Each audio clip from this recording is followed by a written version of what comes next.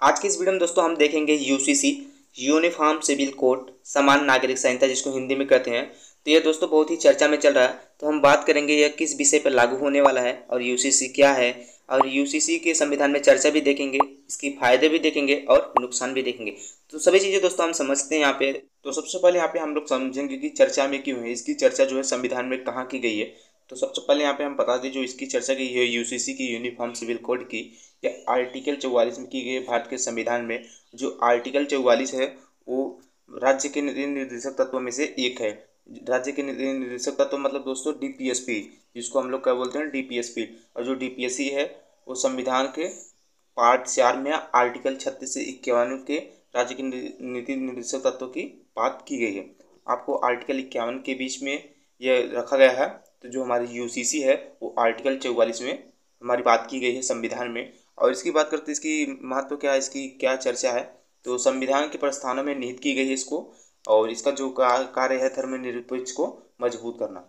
तो दोस्तों यहाँ पे हम बता दें धर्मनिरपेक्ष को मजबूत करना यूसीसी का जो बात है, जो इसकी विषय है, धर्मनिरपेक्ष को मजबूत करना होता है। कोई भी धर्म हो, या हिंदू हो या मुस्लिम हो, सभी धर्म के लिए एक ही कानून बनेगा जो धर्म को मजबूत करेगा।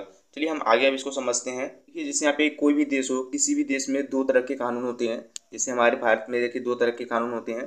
तो एक कानून होता है क्रिमिनल कानून और एक सिविल कानून।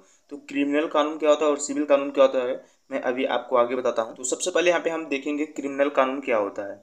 तो क्रिमिनल कानून के बारे में हम बात करेंगे। देखिए क्रिमिनल कानून जो होता है चोरी, मारपीट, लूट, हत्या जैसी अपराधियों के मामलों में सुनवाई की जाती है, जो सभी धर्मों समुदाय के लिए एक ही तरह का कोड को प्रेस होता है। मतलब जैसे कि दोस्तों क्रिमिनल कानून जो होता है सभी धर्मों के लिए क्या होता है, एक होता है। चाहे वो हिंदू हो या मुस्लिम हो, अगर कोई मारपीट जो भी गलती करता है सबको एक ही प्रकार की सज़ा सुनाई जाती है। तो ये अच्छा है कि सभी धर्मों के लिए एक ही कानून।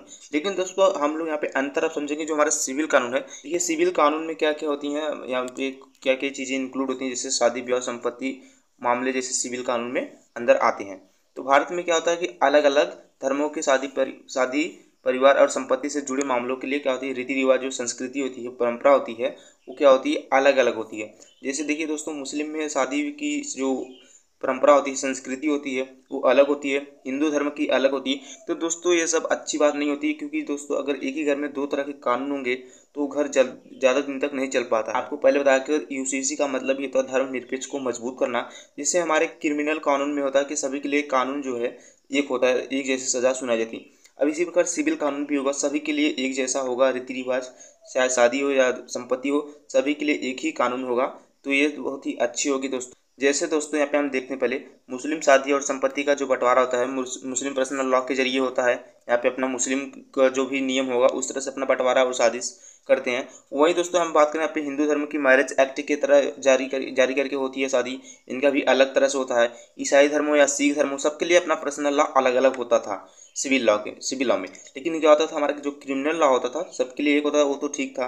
लेकिन दोस्तों ये सही नहीं होता था। तो इसलिए हमारे यहाँ पे भारत देश में हमारे संविधान में यूनिफॉर्म सिविल कोड का पर्सनल लॉ को खत्म करके यहाँ पे देख सकते हैं, खत्म करके सभी के लिए एक जैसा कानून बनाया जाएगा, ताकि किसी को कोई भी प्रॉब्लम ना हो, किसी को कोई दिक्कत ना हो। सभी के लिए एक ही कानून होगा। भारत में रहने वाले सभी नागरिक के लिए एक ही निजी मामलों के लिए सभी के लिए समान कानून होने चाहिए। तो यह धर्म और जाति क्यों ना हो, चाहे धर्म कोई भी हो, अलग हो या हिंदू या मुस्लिम हो, सभी के लिए अब एक ही कानून बनेगा। जो शादी करने का जो नियम है एक ही रहेगा सबका, और संपत्ति बंटवारा जो भी नियम है सबके लिए एक हो जाएगा। यूसीसी आने के बाद विवाह पे लागू होगा, तलाक पे लागू होगा, और यहाँ पे गोद लेना और विरासत, इन चार चीज़ों पे यहाँ पे हमारा जो यूनिफॉर्म सिविल कोड यूसीसी है लागू होने वाला है। यहाँ पे देख सकते हैं आप मैरिज और डिवोर्स और एडॉप्शन, और यहाँ पे हमारा विरासत पे चारों चीज़ों पे लागू होने वाला है यूसीसी। तो अभी हम चलते हैं तीनों और चारों चीज़ों का नियम देखते हैं, क्या क्या नियम है इसका यूसीसी जो आने के बाद क्या क्या बदलाव कर दिए जाएंगे इन सब चारों में। तो सबसे पहले यहाँ पे हम मैरिज के बारे में देखते हैं। यूनिफॉर्म सिविल कोड मैरिज के लिए कौन सी कानून दोस्तों हमारे यूसीसी जब लागू कर दिया जाएगा तो यहाँ पे मुस्लिम में जो होता है शादी होता है पर्सनल लॉ को खत्म कर दिया जाएगा। देखिए सबका अलग अलग पर्सनल लॉ होता है शादी करने का, अब उसको यूसीसी आएगा तो सबके लिए एक ही कानून हो जाएगा। सिविल कानून जो होगा सबके धर्म के लिए एक हो जाएगा। देखिए यहाँ पे उसको मुस्लिम पर्सनल लॉ के हिसाब से क्या होता था, एक के रहते हुए भी दूसरी शादी जायज होती थी। मतलब आप शादी कर सकते थे। मुस्लिम में क्या होते थे, 1 या 2 3 शादी कर सकते थे। हिंदू धर्म में भी जैसे देखिए दोस्तों, हमारे पूर्व उत्तर प्रदेश के मुख्यमंत्री मुलायम सिंह भी यहाँ पे 2 शादी की थी, तो अब वो उसको क्या कर दीजिएगा, खत्म कर दीजिएगा। अगर आपकी एक शादी हुई है, अगर एक पत्नी यहाँ पर है, तो आप दूसरी शादी करेंगे तो वो जायज़ माना जाएगा। तो आपको ऐसा नहीं करना, अब ये कानून बंद हो जाएगा। अब आप सिर्फ एक ही शादी कर सकते हैं बिना तलाक के। तो चलिए अब हम इसका देखते हैं दूसरी विषय में क्या बदलाव की गई है। यहाँ पे हम अभी बात करते हैं डाइवोर्स की, इसकी तलाक की। जैसे यहाँ पे मुस्लिम धर्म में क्या होता था, 3 तलाक चलता था। अगर वो 3 बार तलाक बोल देता है तो उसकी तलाक हो जाती थी, शादी टूट जाती थी। लेकिन दोस्तों यहाँ पे आप देख सकते हैं मौलाना साहब का, यहाँ पे देखिए यूनिफॉर्म सिविल कोड को यहाँ पे देख रहे हैं। जब यूनिफॉर्म सिविल कोड लागू हो जाएगा तो 3 तलाक सिस्टम है यहाँ पे इनका बंद कर दी जाएगी। तलाक देने के लिए दोस्तों जैसे हिंदू मैरिज में कोर्ट में जाना पड़ता है, इस तरह से मुस्लिम धर्म को भी कोर्ट में जाना पड़ेगा। इसके बाद यहाँ पे उनकी जो भी नियम होगा तलाक का भी दोस्तों नियम होता है, तो उसी तरह से इनका भी तलाक कर दिया जाएगा कोर्ट में। अब 3 तलाक वाला सिस्टम दोस्तों यहाँ पे इसको खत्म कर दिया जाएगा। तो चलिए हम यहाँ पे अब दूसरी विषय देखते हैं इसकी। इसका जो तीसरा नियम है दोस्तों, यहाँ पे देखिए एडॉप्शन, गोद लेने का। यहाँ पे आप किस तरह से गोद लेते हैं, इसका क्या नियम है, क्या अधिकार है, अभी देखते हैं हम। देखिए दोस्तों, गोद लेने का जो अधिकार है यहाँ पे यूसीसी कानून बनते हैं, यहाँ पे आप देख सकते हैं मुस्लिम महिलाओं को भी अब नया बच्चा गोद लेने का अधिकार मिल जाएगा। यहाँ पे जैसे क्या होता था, मुस्लिम लोग को गोद नहीं मिलता था, तो अब जैसे दोस्तों आप किसी भी बच्चे को गोद ले सकते हो, उसका भी एक अलग से नियम कानून बनेगा। कोई भी धर्म हो, हिंदू या मुस्लिम। हिंदू धर्म में तो दोस्तों गोद ले लेते थे बच्चों को, लेकिन मुस्लिम धर्म में नहीं ले पाते थे। तो मुस्लिम धर्म के सभी के लिए एक कानून बन जाएगा, तो सभी लोग मुस्लिम धर्म हो, चाहे हिंदू धर्म या ईसाई धर्म हो, कोई भी धर्म हो, सिख धर्म हो, तो सब लोग अपने बच्चे को गोद ले सकते हैं, किसी भी बच्चे को। और दोस्तों गोद लेने का जो नियम है, आप जो बच्चे को गोद लोगे वो आपसे 21 साल छोटा होना चाहिए, ये इसका नियम है गोद लेने का। तो चलिए अब हम इसकी चौथी बात देखते हैं, संपत्ति का अधिकार। इसको समझते हैं किस तरह से यहाँ पे इसको कौन सा नियम बना जाएगा। देखिए दोस्तों, संपत्ति के अधिकार में हम बताएं, यहाँ पे जैसे किसी के 2 बेटे हैं, तो उसमें से 2 बेटे, जैसे कोई इंसान उसके पास 2 बेटे हैं, तो दोस्तों 2 बेटों में जो उसका संपत्ति होता है उसके पिता की, तो दोनों के लिए बराबर बराबर हक बनता है। लेकिन दोस्तों क्या होता है कि किसी भी धर्म में कोई भी धर्म होता है, तो यहाँ पे किसी वजह से वो अपना जो है संपत्ति सिर्फ एक ही बेटे के नाम पे कर देते हैं।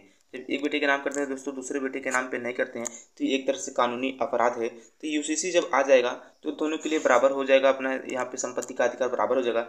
और दोस्तों जैसे यहाँ पे, जैसे मैं मान लीजिए किसी की शादी हुई है और उसके जो मतलब बच्चा अभी पेट में है, वो अभी यहाँ पे जन्म नहीं लिया है, और उसकी क्या होती है, उसके पिता की क्या होती है, देहांत हो जाती है, किसी से किसी एक्सीडेंट की वजह से उसकी मृत्यु हो जाती है। जब उसकी मृत्यु हो जाती है तो दोस्तों यहाँ पे देखिए उसका जो बच्चा पेट में है, उसकी माँ के, जैसे वो यहाँ पे जन्म लेता तो उसको भी जो संपत्ति का अधिकार होगा उसको पूरा दिया जाएगा। क्योंकि दोस्तों जो जिसका बच्चा होगा उसको पिता का अपनी संपत्ति पे उसका अधिकार बन जाएगा। ऐसे क्या होता था कि जैसे तलाक देते थे, जब यहाँ पे दूसरी शादी कर लेते तो बच्चे का जो अधिकार है नहीं मिलता था। दोस्तों अभी यूसीसी आएगा, तो अगर कोई भी अगर पिता का संपत्ति है, तो सभी बच्चों के लिए, चाहे जो भी बच्चा हो, सभी की संपत्ति का अधिकार जो होगा समान होगा। तो दोस्तों ये देखिए यूसीसी के आने से फायदे हैं।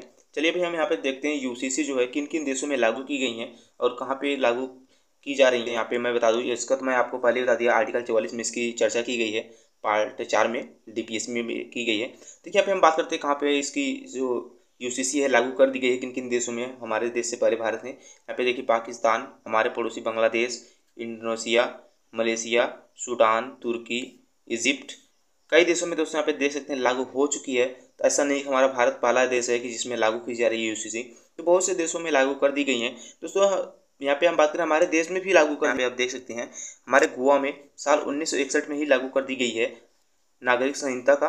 समान नागरिक संहिता जो है यूसीसी है, यूनिफॉर्म सिविल कोड, हमारे गोवा में, राज्य एक हमारा गोवा है भारत का, उसमें 1961 में ही लागू कर दी गई है, यहाँ पे देख सकते हैं। तो दोस्तों अब ये जो यूसीसी आ रहा है सभी राज्य में, पूरे भारत में लागू की जाएंगी, ऐसा नहीं कि सिर्फ गोवा में ही है, अब सभी राज्य में लागू हो जाएंगी।